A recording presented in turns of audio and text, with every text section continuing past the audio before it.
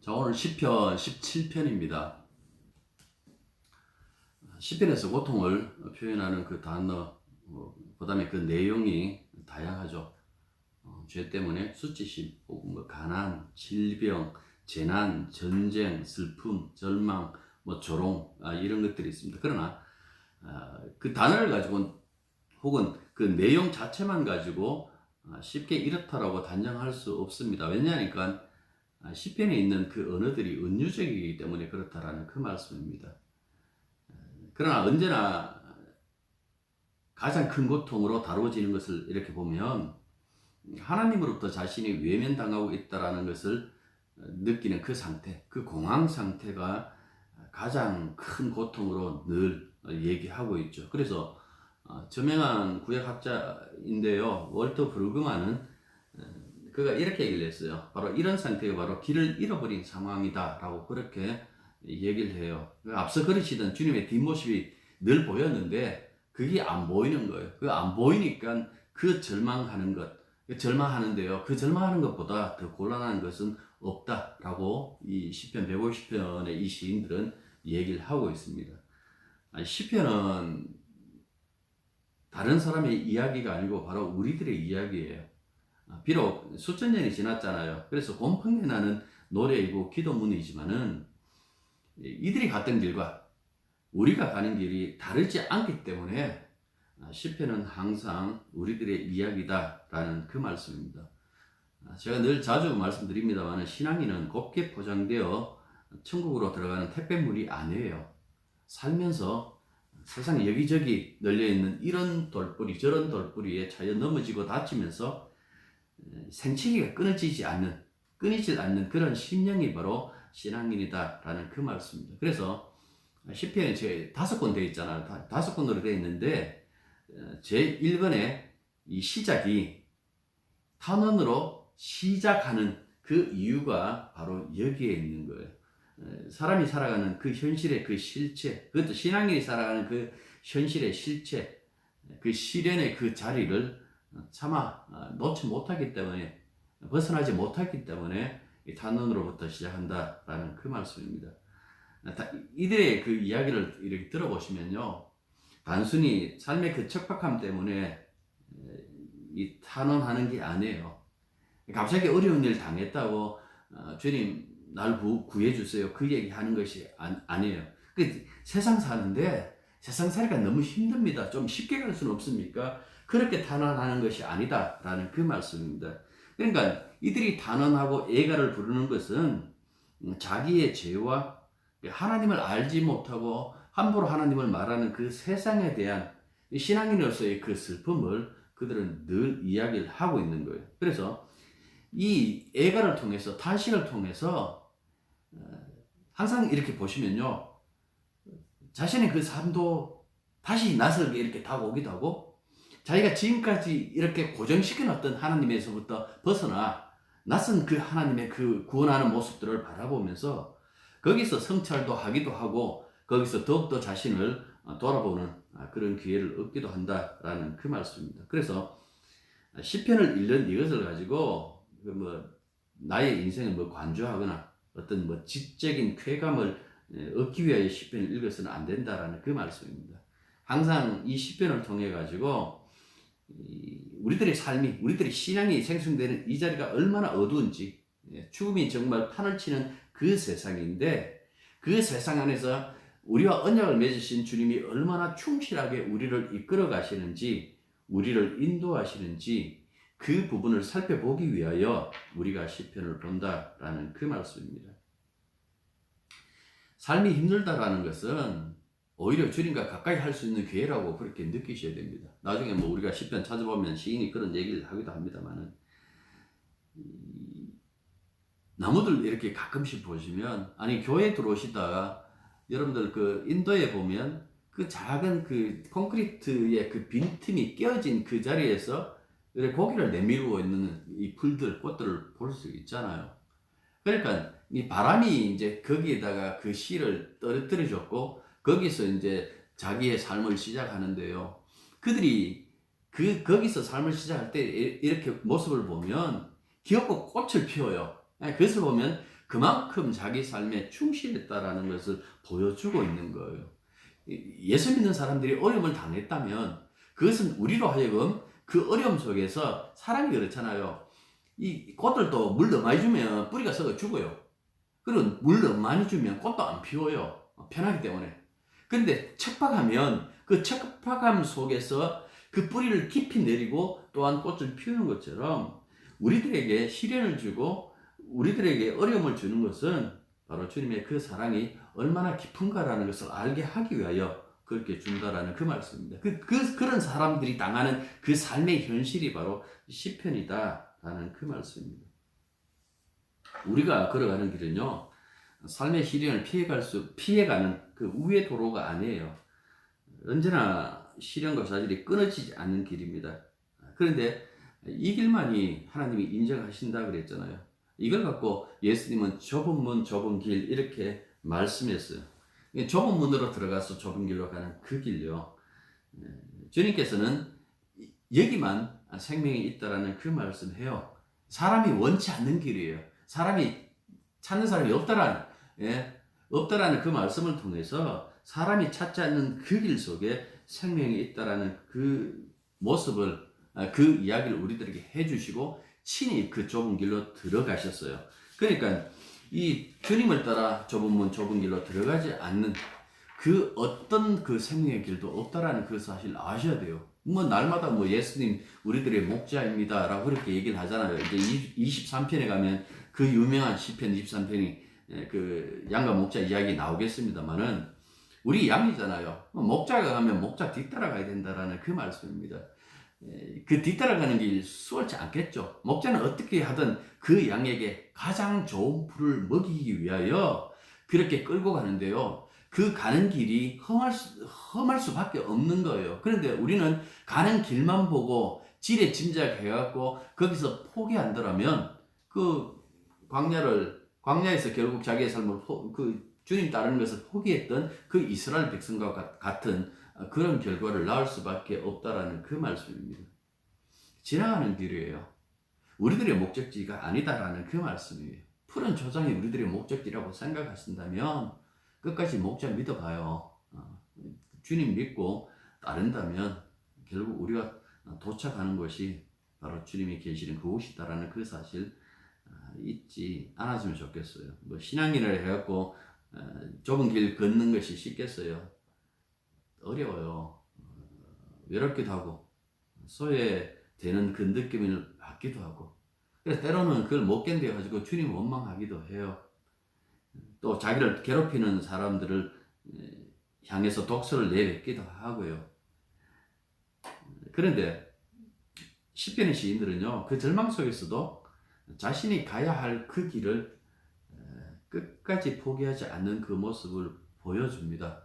왜 그들이 포기하지 않았는가라고 했을 때에 하나님의 그 약속, 그 언약의 신실하심을 믿었고 반드시 자신들을 구원한다라는 그 사실이 있었기 때문에 그들은 기도하면서 견뎠고 찬송하면서 시린 마음을 달래면서 주님의 뒤를 따라갔다라는 그 말씀입니다.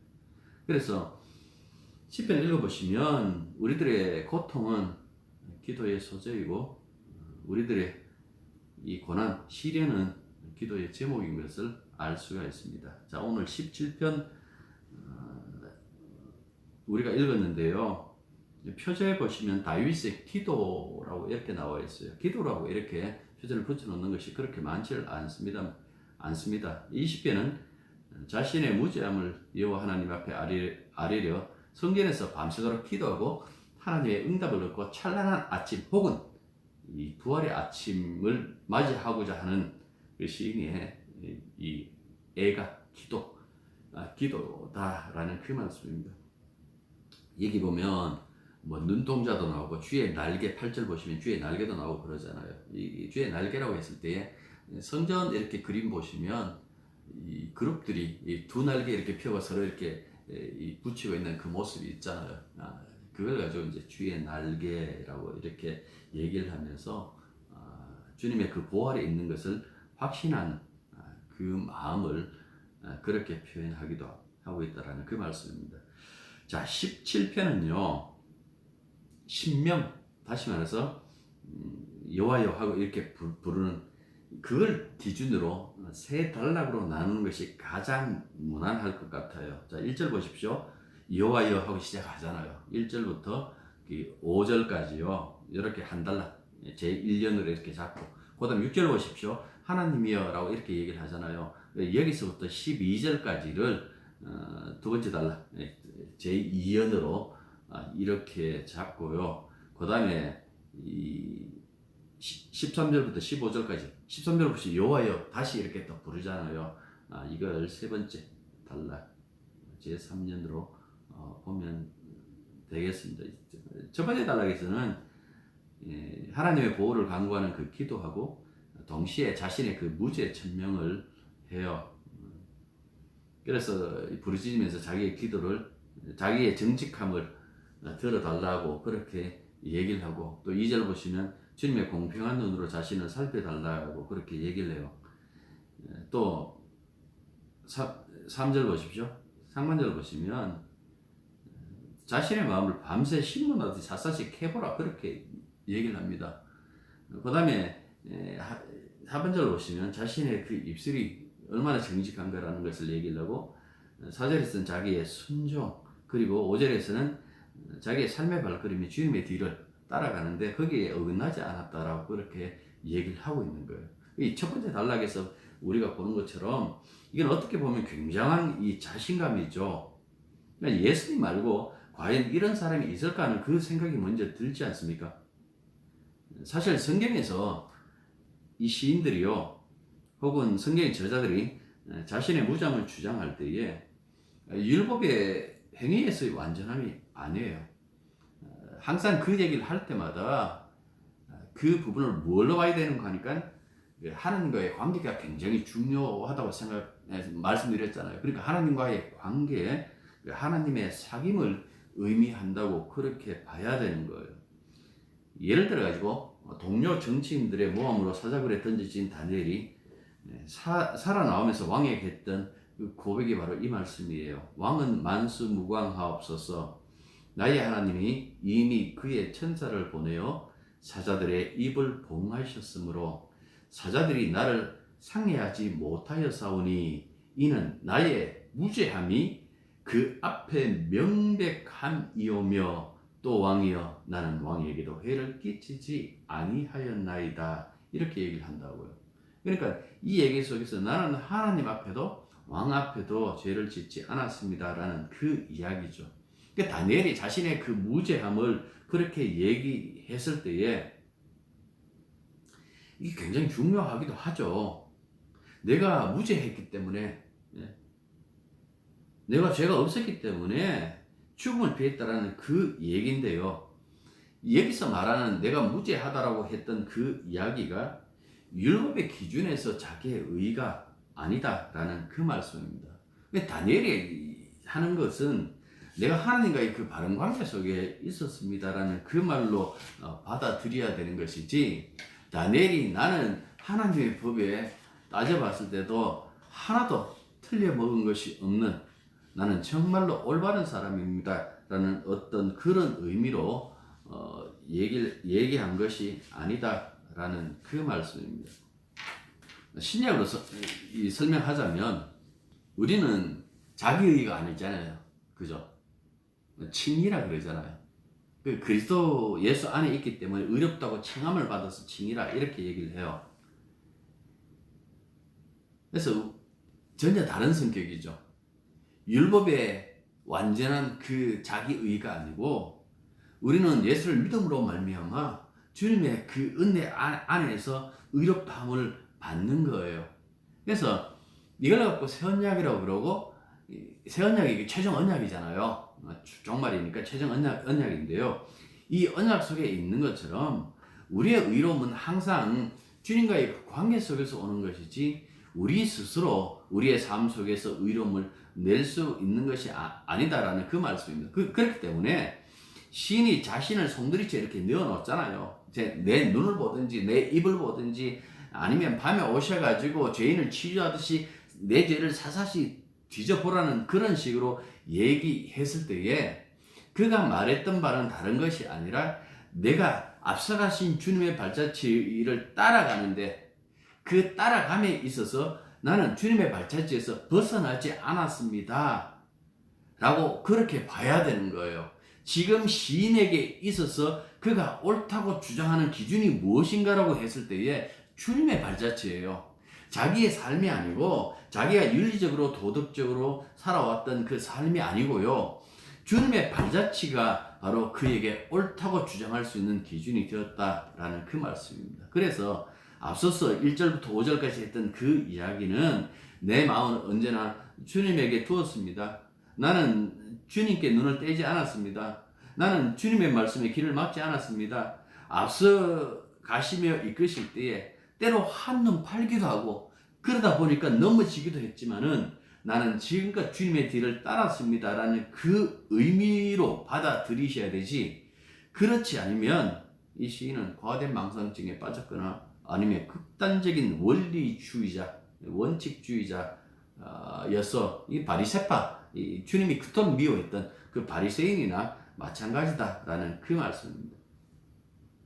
예수 믿는 우리들이 언제나 정직해서 주님께 기도 응답 받았습니까? 내 삶에 아무런 티도 없고 틈도 없고 흠도 없어가지고 내가 기도하고 응답 받았습니까? 부족해요. 흠도 있어요. 그런데도 기도할 때 응답해 주시지 않던가요? 그게 왜 그렇게 응답하실까? 주님이 은혜예요. 사랑이에요.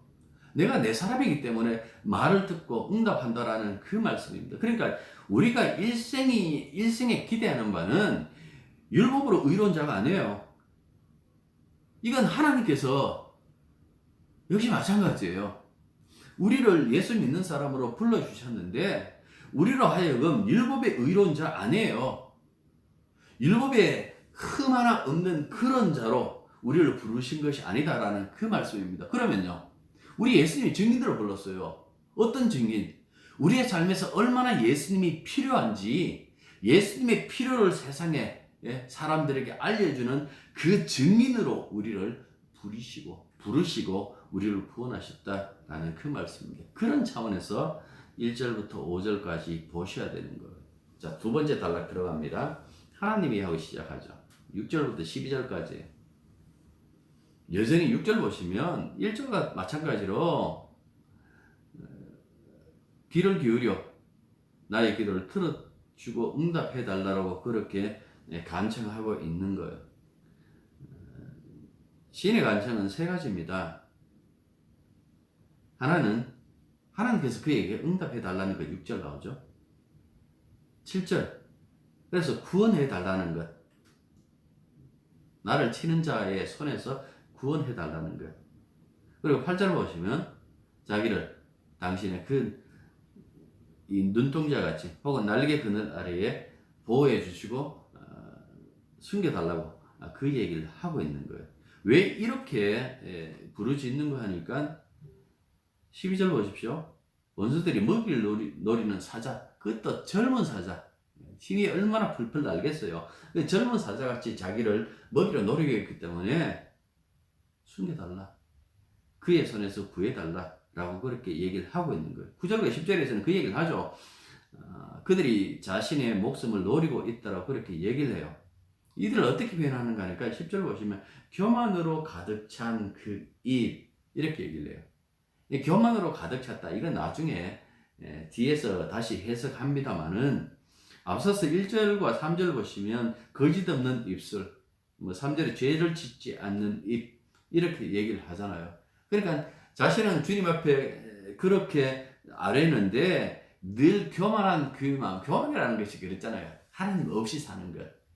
사람이 성격이 막 괴팍스럽다, 아주 그냥 안하무인이다, 그 뜻이 아니고, 교만이라고 했을 때에, 물론 그것도 교만입니다. 그것도 교만인데 성경에서 교만이라고 했을 때에 하나님과 상관없이, 하나님 없이도 충분히 살 수 있다고 여기는 그런 그 태도를 가지고 교만이라고 그렇게 얘기를 해요.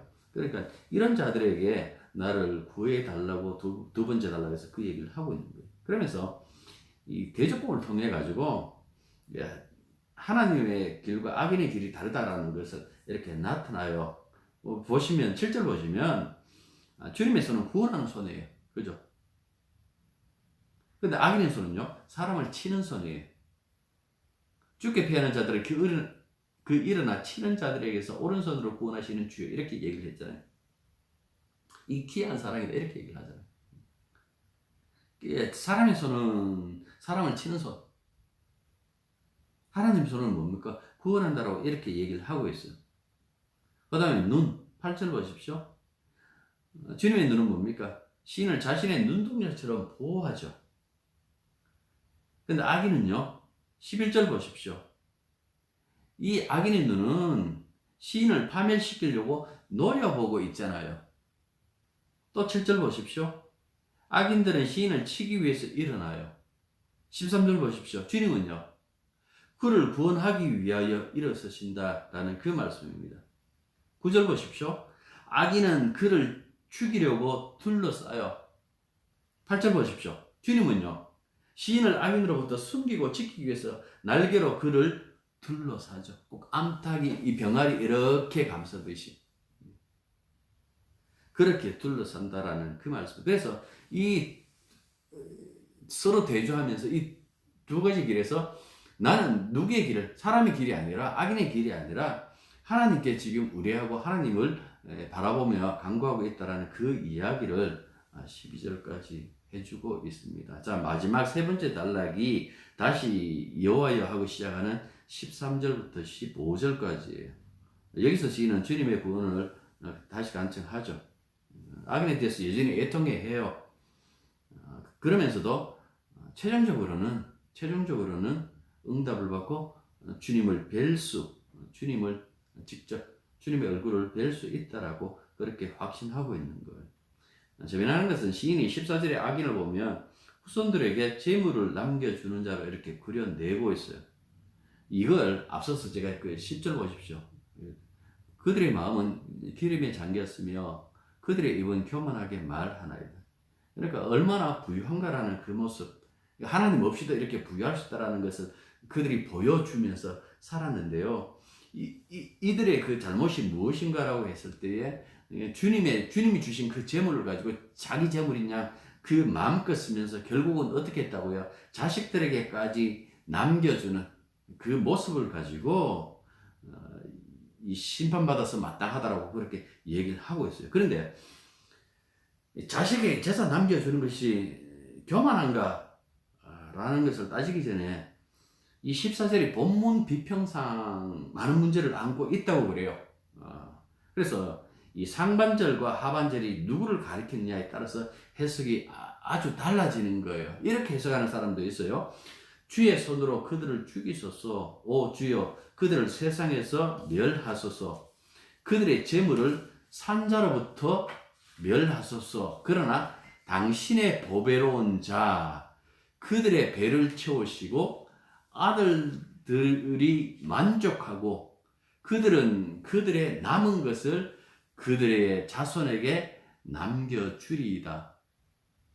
이렇게 보면 그 의로운 자가 자손에게 그들의 하나님께서 주신 그 재물을 남겨주는 것으로 나와요. 그런데 우리 개정 또 새번역 그 다음에 공동번역 마찬가지입니다만은 우리말 성경들은 모두 이 구절을 세상 사람들을 가리키는 것으로 봐요. 지금 우리가 읽었던 이 성경 말씀 그대로 본다라는 그 말씀입니다.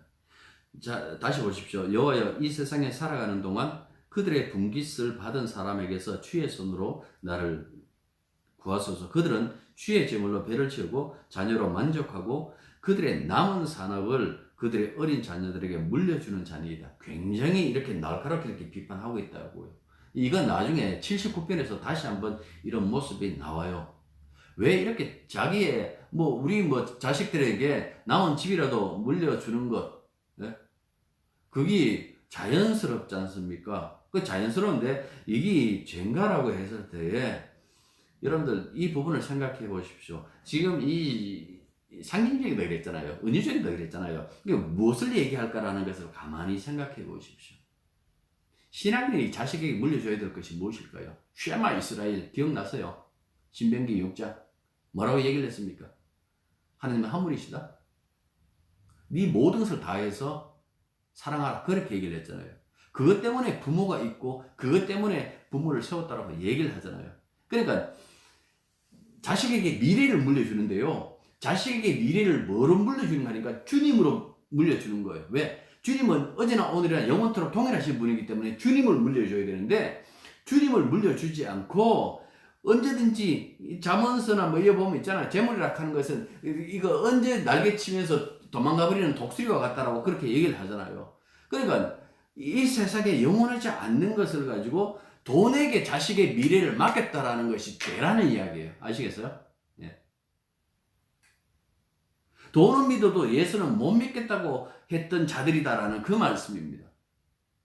나는 돈은 믿는데 예수는 못 믿겠다. 그래서 내 자식에게 내 돈을 물려주면서 그의 미래를 내가 사줄 것이다라고 하는데 신앙인은 그렇게 하면 그게 죄라는 그 사실을 알기 때문에 그것이 아니라 주님을 그 자식에게 자식의 미래로 물론 그것도 주님의 은혜가 있을 때입니다만은 물려주는 그 일에 모든 것을 건다라는 그 말씀입니다.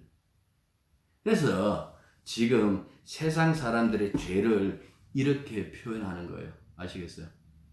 자식에 대해서도 이게 참 우리가 힘든 일이기도 한데요. 뭐 외국 그 얘기를 하잖아요. 뭐 고등학교만 졸업하고 대학부터는 자기가 스스로 이렇게 대학을 다니고 자기가 빚 갚고 사회 속에서 하나의 인생으로 살아가는 그 모습을 이렇게 많이 보여줘요. 그런데 우리는 언제까지나 내 손에 손아귀에 쥐고 있는 것 쥐고 있잖아요. 그런데 그걸 아셔야 돼요. 그러면 뭐 결혼 안 했으면 그래도 괜찮아요. 그런데 이 창세기 나오는 것처럼 그리고 주님도 그 말씀 했잖아요. 그러니까 하나의 가정이 이루어지면 내가 필요 이상 개입하면 여러분들 이게 간섭이 되는 거예요. 이게 개입되는 거예요. 그러면 주님께서 화내시죠. 왜 화내실까요? 너는 날 뭐로 아는데? 내가 직접 걔한테 개입해갖고 그 인생을 책임지고 이끌어갈 건데 너는 언제나 네 손아귀에 두려고 하네? 네가 주냐? 네가 하나님이냐고 묻는 거예요. 그러니까 자식을 너무 자기 손에 쥐고 있는 것이 그 하나님 편에서 굉장히 불신하는 사실을 안다라면 필요 이상의 자식의 삶에 간섭하는 것도 문제가 되는 거예요. 대신 장가가기 전에, 시집가기 전에, 결혼하기 전에요. 물론 결혼하기 전에도 떼버리는 것이 편한데 그게 잘 안 되기도 하죠. 아무튼 그런 차원에서 봐야 된다라는 그 말씀. 자, 마지막 절 15절 보십시오. 나는 의로운 중에 주의 얼굴을 비우리니 의인이 구원받는 것은 당연한 거니까요. 깰 때에 주의 형상으로 만족하래. 깰 때가 언제냐라는 그 이야기예요. 그래서 어떤 분들은 이 깰 때가 부활의 때를 얘기하는 것이 아니다. 성전 경내에서 밤을 지새고 아침을 맞는 그 순간 항상 유대인들은 그 새 아침을 맞이할 때 해가 뜨면 이게 새로운 한날로 이렇게 봐요. 그래서 이게 주님의 은총이라고 이렇게 보는데요. 그런 차원에서 이야기를 하는 것이다 라고 이렇게 얘기를 하지만은 그렇게 보는 학자들보다 더 많은 수의 학자들이 이게 최종적인 이 심판의 때로 봐요. 다시 말해서 우리가 부활할 때로 본다라는 그 말씀입니다. 이때는 대세를 따르는 것이 낫습니다. 왠가니까 신약 성경 보시면 현실에서 원수 갚는 일이 금지되어 있어요. 물론 주님께 다 부탁하고 있지만요. 그래서 원수의 갚음은 부활의 때, 그때 우리의 구원과 함께 이루어지는 것을 얘기를 해요. 그때 주님을 의지하지 않는 자들은 다 심판을 받으나 우리는 주님의 얼굴을 뵙는다라고 그렇게 성경에서 얘기를 해주잖아요. 그러니까 이 부분을 봤을 때에 우리 입장, 우리 신약의 성도의 입장, 그리스도인의 입장에서는 이건 마지막에 우리가 부활할 그때로 보는 것이 옳을 것 같습니다. 요한일서 3장 2절 말씀 읽고 마칠게요. 사랑하는 여러분, 이제 우리는 하나님의 자녀입니다. 앞으로 우리가 어떻게 될지는 아직 밝혀지지 않았습니다만 그리스도께서 나타나시면 우리도 그와 같이 될 것임을 압니다. 그때에 우리가 그를 참모습대로 뵙게 될 것이기 때문입니다. 이게 우리들의 결론입니다. 기도하겠습니다. 시편을 통해서 세상의 삶과 우리의 삶을 돌아볼 때에 그 끝이 어떻게 갈라지는가 자세히 알게 해주시고 우리가 주님의 뒤따름 주님과 동행하는 그 삶을 벗어나지 않도록 도와주시옵소서. 주와 동행하고 주님과의 관계 속에서 사귐 속에서 언제나 주님과 함께하는 것이 얼마나 복된 것이고 그로 인하여 우리가 장차 부활에 깨일 때에 주님 얼굴 친히 그 영광의 얼굴 친히 본다라는 그 소망 가지고 끝까지 믿음의 길을 갈 수 있도록 도와주시옵소서. 세상의 그 어떤 것보다 주님을 미래로 자식들에게 넘기는 것을 가장 큰 복으로 알고 그런 신앙인의 길을 우리 다 같이 갈 수 있도록 우리 모든 가정에 복을 내려 주옵소서. 예수님 이름으로 기도드립니다. 아멘.